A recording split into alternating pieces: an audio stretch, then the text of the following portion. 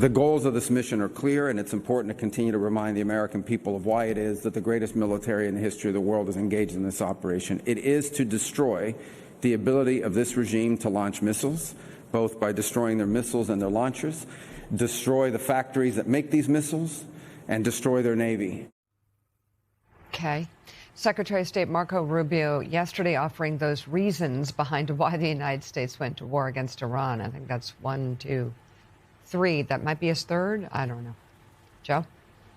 Well, again, Secretary of State Marco Rubio was actually the first to spell things out fairly clearly several days ago, and that's positive. It's just important, as anybody looks at this conflict, looks at this war, looks at what's going on, there are two sides of this. Militarily, it's been a remarkable military success. We have degraded their nuclear capabilities. We have degraded their ability to launch missiles across the region, possibly the United States one day. We have degraded their Navy in an extraordinary way. We have degraded their air defenses in an extraordinary way.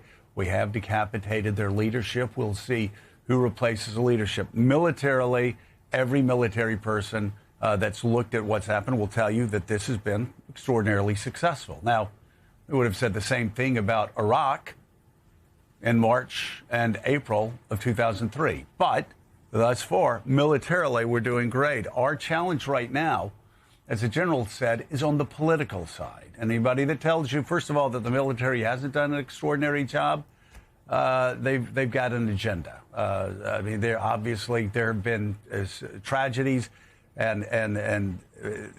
but militarily, the operations have hit what they wanted to hit and degraded what they wanted to degrade. The problem comes on the political side, where you have a war that's unpopular at home. You've got gas prices rising that's going to be unpopular at home. You have in Iran, you have a leader now that's a successor to his father who seems to be even more extreme. This is a regional conflict, needs to be kind of put back in there. And right now there's no one to negotiate with. So we have two different things happening right now. Militarily, a success. Politically, there are things that need to be developed because and things that need to be thought through and things that need to be brought to a resolution, because right now there are two different realities in this war. One extremely successful, the other not successful yet. Let's bring in contributing editor at the Financial Times, Kim Ghattas. She's in Lebanon this morning, just outside of Beirut, and the Washington Post's David Ignatius has the first question. David. So, Kim, I want to ask you the Lebanon version of what we've been discussing. Israeli military attacks on Lebanon have been overwhelming in recent days, but Israeli officials that I have talked to in the last 24 hours say we're hitting most of the targets now that we want to go after.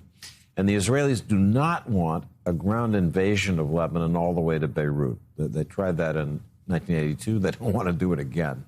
And so they talk about the possibility that there might be a negotiation of a ceasefire working with the Lebanese authorities, the Lebanese President Aoun, the Lebanese Prime Minister Nawaf Salam. Do you hear that same thing in Beirut? Do you think we're getting near the end of the Israeli campaign there, and then possibly a ceasefire that might perhaps provide a model for broader de-escalation in this war? David, great to speak to you, and thanks for having me, Mika and Joe. I want to push back just a little bit first on the idea of a resounding military success on Iran. I'm not a military expert, and I will defer to military experts. I think it's actually still a little bit too soon to make that assessment. I know a lot has been degraded, a lot has been destroyed, but it's I think still a short-term setback for Iran, and they still have the capacity to do a lot of damage in the region, including through some of their proxy militias like Hezbollah in Iran and the Shia militias in Iraq. And they will now work to try to live to fight another day. So the concern in the region is also that this is just the first of many such fights unless we find a way forward that delivers more positive results, more constructive results. And this requires diplomacy, but also positive results for the Iranian people. Going back to your question, David, there are talks now. The president of Lebanon has made very clear he's saying the Lebanese are willing to sit down face to face with the Israelis to negotiate a ceasefire and a way forward. I don't think we're yet talking about a peace agreement. The prime minister is on board as well. Hezbollah, of course, is not. It is slightly incommunicado. It's apparently difficult to be in touch with them. But this is a moment where the Lebanese state is trying to really assert itself.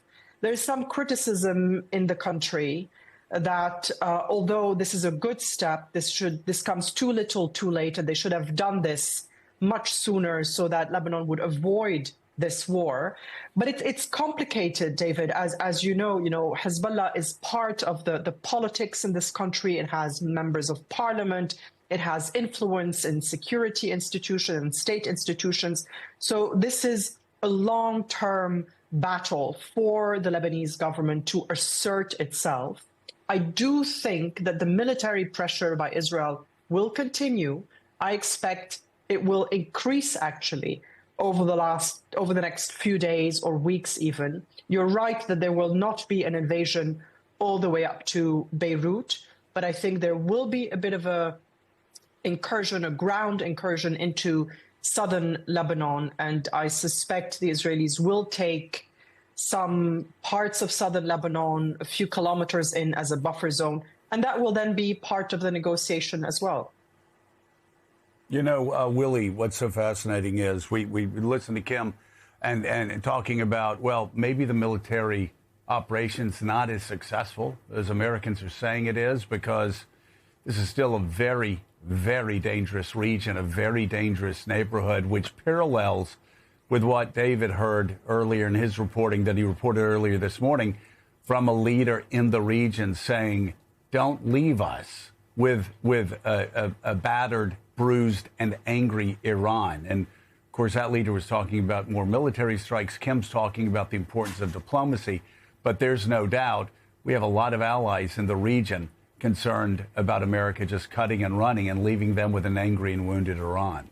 Including Israel. Yeah, all of our allies in the region, for sure. And I guess, General Hertling, it just depends, again, on what your definition of success is. Does it mean taking out missile capabilities, as Marco Rubio said? Does it mean obliterating, as President Trump has said, the nuclear program? Does it mean regime change? We're certainly not on a path to regime change at the moment. So just tactically, strategically, from your point of view as a general, the military campaign, just to add to this conversation that Joe and Kim are having, how is it going from the U.S. perspective? Well, from the standpoint of the military, and I think, unlike Kim, I can speak to this. And what I will say is I'll make a recommendation to all politicians.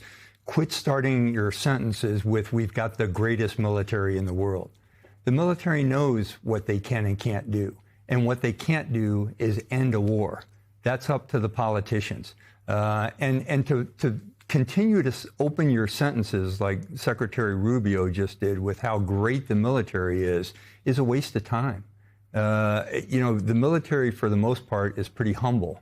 There's not hubris involved. We don't need other people telling folks how good we are. We know what we can do, but we also know what we can't do. And that's the ground we're in right now. So I can say that. I make that recommendation to all politicians. Knock it off. Worry about what you've got to do to end wars. So to that point, Kim Ghattas, how important is U.S. accountability, whether it's the girls' school in Iran or whatever else happens during this war, and especially when it comes to American credibility in the region and working with partners? Well, I think that's going to be the biggest challenge to overcome, because you've heard it from your guests, David and the General also, that America's credibility in negotiating with Iran is also shot. And we heard that yesterday in an interview on another channel that was done with the advisor to the supreme leader, Mohammad Kharazi, who said, why would we negotiate with America? They lured us twice into the negotiations as a lead up to a bombing campaign. So we're not going to sit down with them. I think that potentially the Iranians will re-engage precisely because it is about survival. So they may also lure America back into negotiations to buy themselves some time to rebuild what they can rebuild, to reassert control over the country wherever they have lost control. And I want to remind our viewers, last year or just over a year and a half ago, Hezbollah in Lebanon was supposedly completely decimated and decapitated, and it was touted as a great military success as well. But there was no diplomacy to back it up. There was no plan for the day after, for how you capitalize on it. And despite the best efforts of the Lebanese government across the year, Hezbollah was able to reconstitute itself to some extent, or its capacities to some extent, and it is now launching rockets at Israel. When it comes to the region, I think there is a lot of concern, and Joe's already mentioned it, there is a lot of concern about how this ends and what comes after. I think we have to be careful not to try to indicate that what Arab countries are asking for is a continuation of this war, because it is hurting them economically. But that's why we need to put all our heads together, and Arab countries need to be involved in this effort as well to find the way forward with diplomacy and continued military pressure. I assume there's going to be more economic sanctions on Iran. Perhaps we're looking at a Iraq under embargo scenario. Where that leaves the Iranian people, not in a great place. Is there still a possibility for them to rise up in a few weeks or a few months once they get a bit of a breather? It's really hard to predict at the moment. But again, when President Trump says in January, help is on the way, and the Iranian people are left to be slaughtered, they're going to be thinking twice about taking to the streets again. And here too, I think it is up to countries in the region as well to say, at least to give, not tactical support. We don't want to see other countries get involved on the ground, but to speak out in support of the wishes of the Iranian people, because that also might be symbolic, but it does give people some courage. Contributing editor at the Financial Times, Kim Ghattas, thank you once again for your reporting and analysis this morning.